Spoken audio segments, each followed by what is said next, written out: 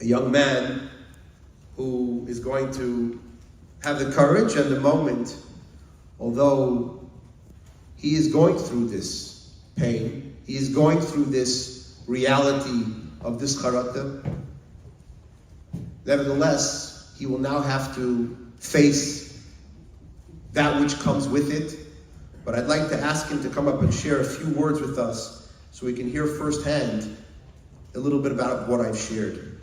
So I'm going to call of Mendel Handler to come up and share a few words. And after that, we'll have a short video which I hope will impart in a powerful way some of the messages that I've shared with you tonight.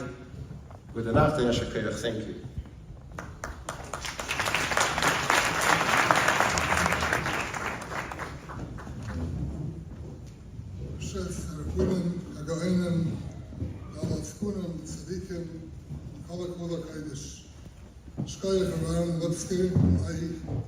I found out firsthand all the work that Aleph does. I was there in Florida. I got to know the whole Aleph family.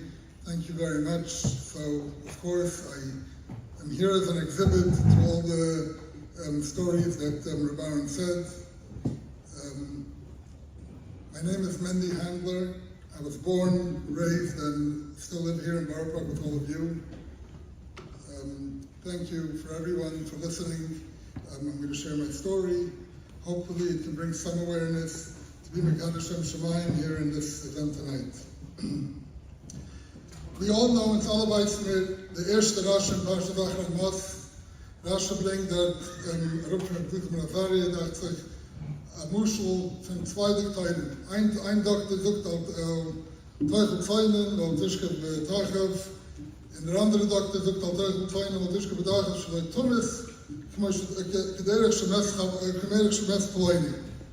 That you should, don't do this, that you shouldn't die the way that this other person who did it died. If the Rashi, as listed in Pshat from Achrei Mos, that this has a very strong impact. Like Mezuk Fayanim, listen, if you'll do this, then not good things will happen. So I'm here today to tell you firsthand, I'm here as an example, as an exhibit of what Reb Aaron said now. A year and a half ago, a little more than a year and a half ago, January 10, 2023, it was Tuesday night. I had a flight back from Miami to New York. Flight was delayed. I only got home after 1 a.m. Before I went to sleep, I checked my calendar, and I saw that I have a meeting the next morning, 9:30 in the morning. I have a meeting in the Bronx with a school principal. I used to be in the child care business.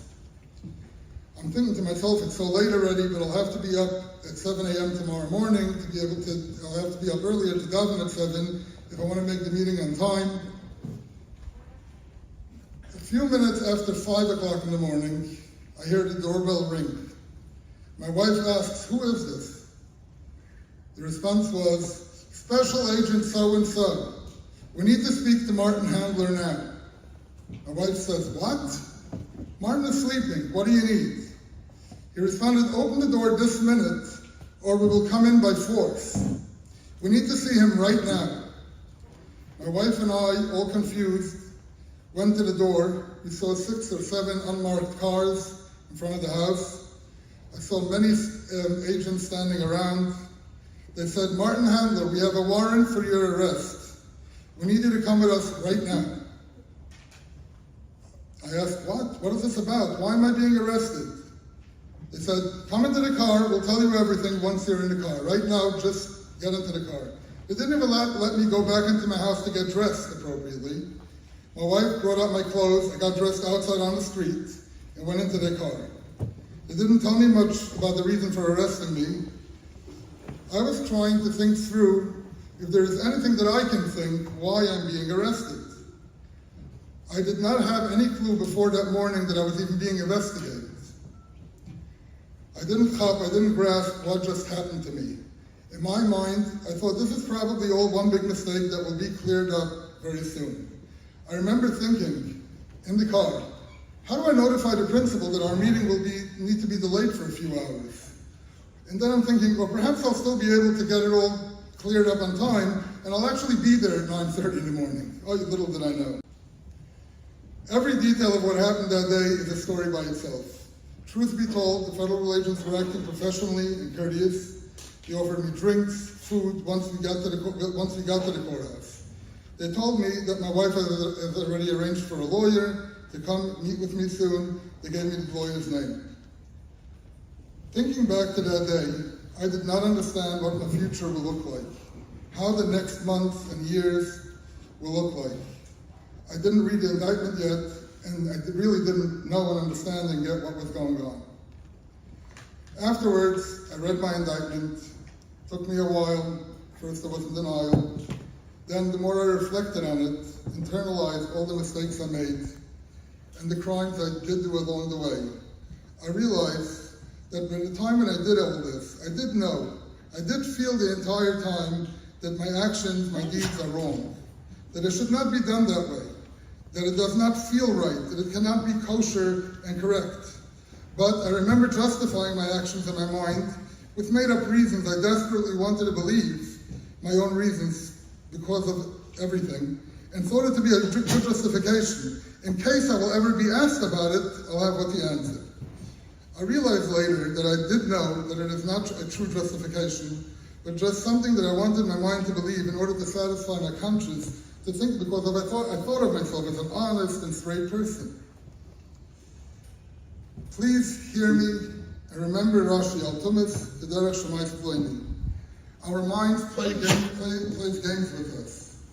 We need to hear and listen to our real instincts. First and foremost, we should try to educate ourselves on the laws of the industry that we're in. And then if we have any kind of remote feeling inside that perhaps there is a question about something, seek and find someone who has no interest and no negias in the answer that he will give you, and someone who knows the law well and is a true Yirei Shemayim who will give you the correct answer and be a Yoatzim Toy for you. Many times, I will hear people say, I'm going to do it this way or that way, because if they ever ask me about that, I will tell them yada yada yada.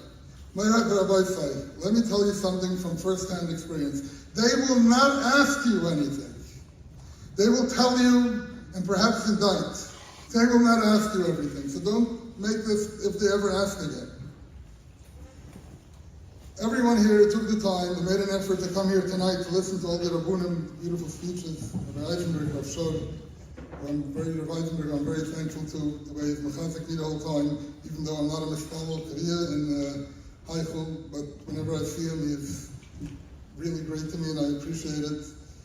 Unfortunately, I never attended any of these events 13 years ago. Perhaps I was too arrogant, or maybe I really thought then that it doesn't pertain to me. I thought that I know myself not to be a criminal. I understand the rules. I have checks and balances in place. I have systems to safeguard me, my companies from doing things incorrectly. And in general, this will never happen to me. Being arrested, being indicted is something that happens to other people. This does not happen to me, so why do I have to come here to this event? But as you see me, boy, was I wrong. Dear friends, please spread the word. This event is Nagaya for everyone. It's Nagaya for a businessman, it's Nagaya for employers, employees, Malamed, the Kodelim Yaman, and even for Bukharim today. The pain, the ridicule, the destruction to me and my family, and that happens to anyone after an indictment, is almost unbearable. I experience regret and mental torture every single day. I could have, I should have, I would have, I should have known. You people, everybody here took the step to be here. Continue seeking the truth, follow the right path and direction, and we'll be all together to make a Kiddush Hashem till Mashiach Hashem.